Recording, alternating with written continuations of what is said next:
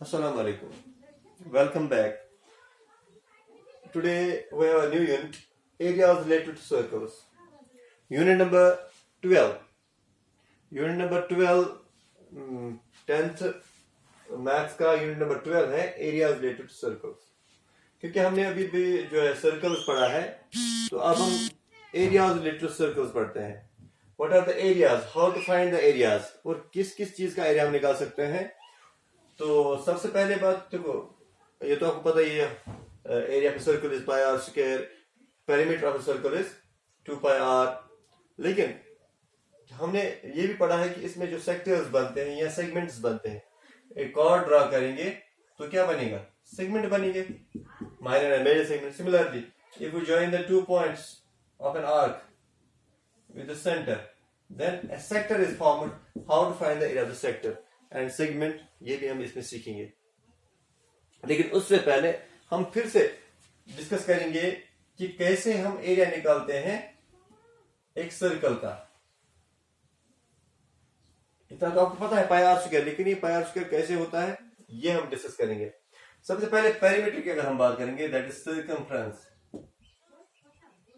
Perimeter और circumference of a circle. Circumference of a circle, that is boundary, इसकी length क्या होगी?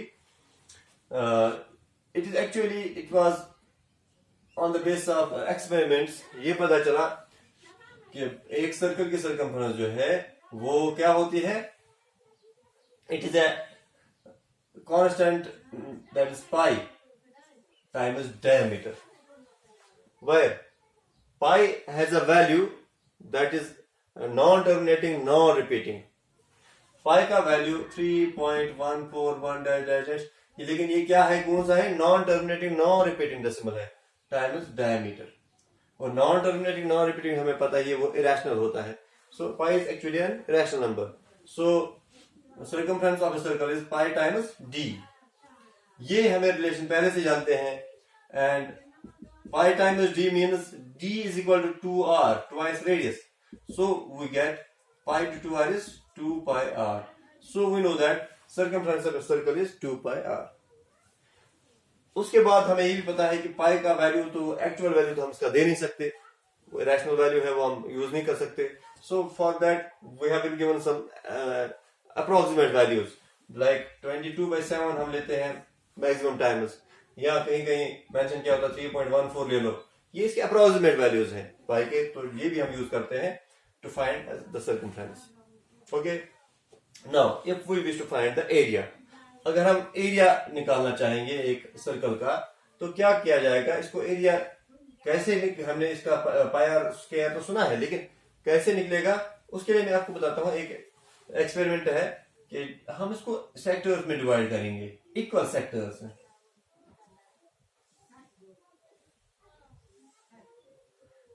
हम इसको इक्वल सेक्टर्स में डिवाइड करेंगे.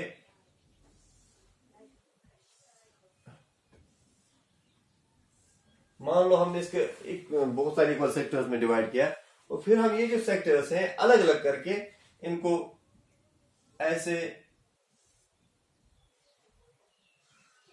रखेंगे, एक को सीधा एक को ऐसे उल्टा, फिर से एक सीधा एक उल्टा.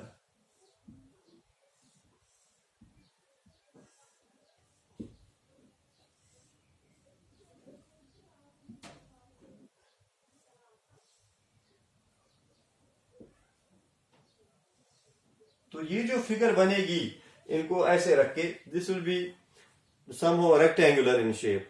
ये रेक्टेंगल बन जाएगा, जो हम चाहते भी है कि ये जो सारे इसके जो टुकड़े हैं, सेक्टर्स हैं, इनको हम ऐसे सजाएं कि ये एक रेक्टेंगल शेप इख्तियार करे.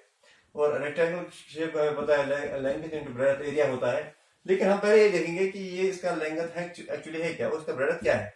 ब्रेड्थ तो आप देख ही रहे हो, ब्रेड्थ तो ये है एक्चुअली, इसकी जो ब्रेड्थ है वो ये है, और ये क्या है, ये रेडियस है. So you can write this as r. तो ये रेडियस है इसकी सर्कल की.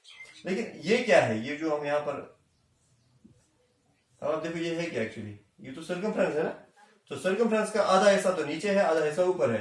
सो सर्कमफ्रेंस हमें पता है 2 पाई आर है, so that means pi r इधर है, पाई आर इधर है. Okay, so we have a rectangle with length pi r and breadth r. So to find the area of rectangle is L into B. So L is here pi r into B is r.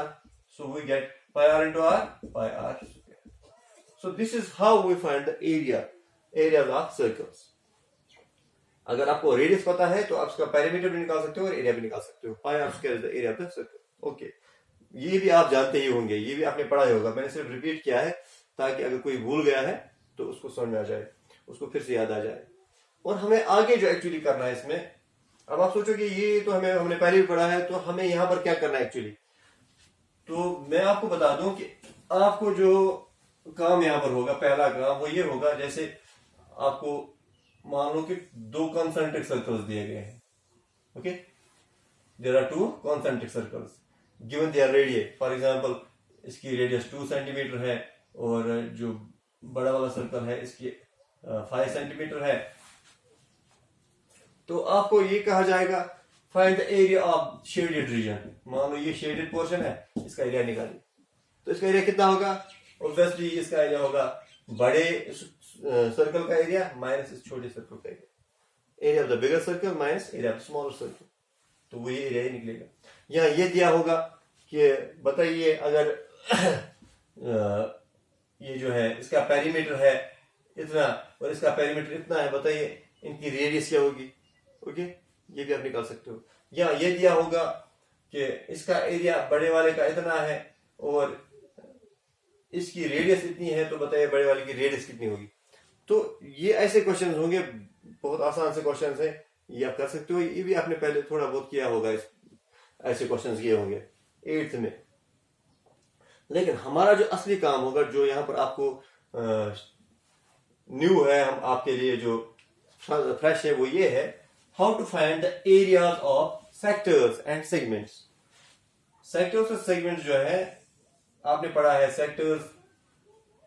Sector का form होता है when we join any 2 points of an arc.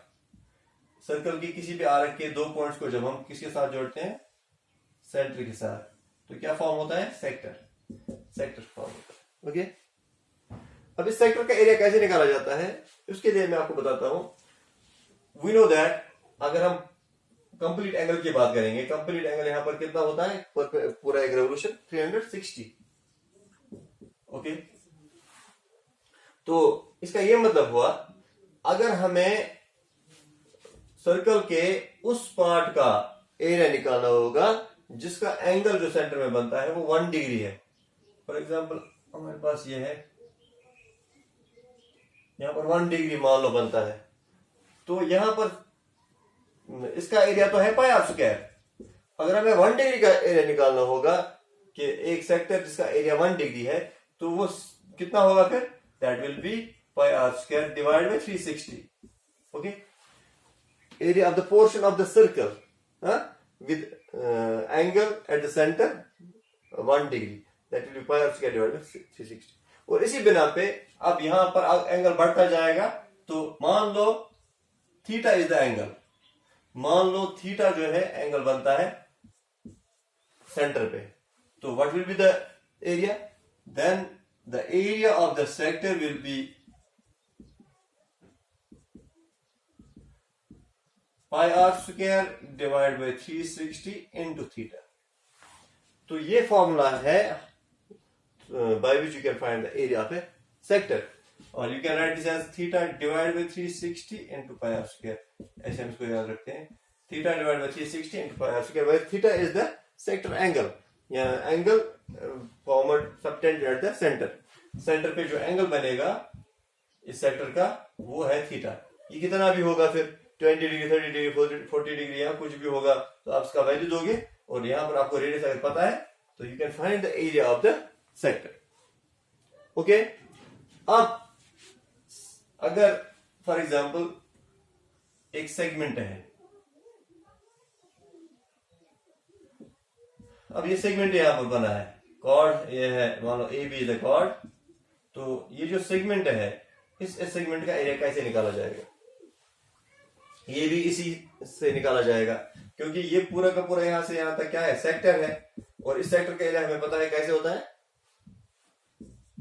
Area of segment जो होगा वो क्या होगा, area of sector, area sector minus इस पूरे सेक्टर का, अगर हम माइनस ये ट्रायंगल करेंगे तो क्या बचेगा, सेगमेंट बचेगा, minus area of triangle. So area of sector हमें पता है theta divide by 360 into pi r square, और माइनस क्या करेंगे, area of triangle, area of triangle. अब एरिया ऑफ ट्रायंगल हम निकाल सकते हैं बहुत सारे तरीकों से। अगर हमारे पास यहाँ पर जो है परपेंडिकुलर है तो 1/2 बेस इंटू हाइट, जैसा दिया होगा उस हिसाब से हम निकाल सकते हैं area of triangle. So area of sector minus area of triangle will be the area of the segment. Okay, यहीं पर आप एक और चीज भी कर सकते हो। मान लो आपको एरिया ऑफ मेजर सेगमेंट निकालना हो, ये तो था माइनर सेगमेंट, तो आप क्या करोगे, अगर इसका आपने एरिया निकाला माइनर सेगमेंट का, तो आप लिखोगे area of the major segment is area of circle minus area minor segment. इससे सर्कल का area pi r square minus इसका एरिया जो आपने निकाला होगा, तो आपको एरिया मेजर सेगमेंट मिल जाएगा। और यही चीज आप सेक्टर में भी कर सकते हो। अगर आपने सेक्टर का एरिया निकाला माइनर सेक्टर का, तो मेजर सेक्टर का एरिया कितना होगा, area of circle minus area minor sector. तो ये हमारा काम है यहाँ पर एरिया रिलेटेड टू सर्कल्स में, जो आपको करना है, और जिसमें आप याद रखोगे एरिया ऑफ सेक्टर क्या है, theta divide by 360 into pi r square, where theta is the angle subtended at the center, और एरिया ऑफ सेगमेंट क्या है, area of sector minus area of triangle. जो सेक्टर का एरिया निकालोगे theta divide by 360 into pi r square minus area of triangle जो आप निकालोगे, that will be the area of the minor segment. और area of the major segment क्या होगा, area of circle minus area of the minor segment. And area of the minor major sector क्या होगा, area of the circle minus area of the minor sector. तो आप exercise देखोगे, आपको जो जो क्वेश्चंस आपको लगते हैं कि इजी हैं वो आप कर सकते हो, आप करो, और जो आपको लगते हैं कि इसमें आपको दिक्कत हो जाएगी तो वो इंशाल्लाह मैं एक एक करके वो भी दिखा दूंगा। तो आज के लिए इतना काफी है, आप ये चीजें याद रखो जो मैंने बताया आपको। Thank you.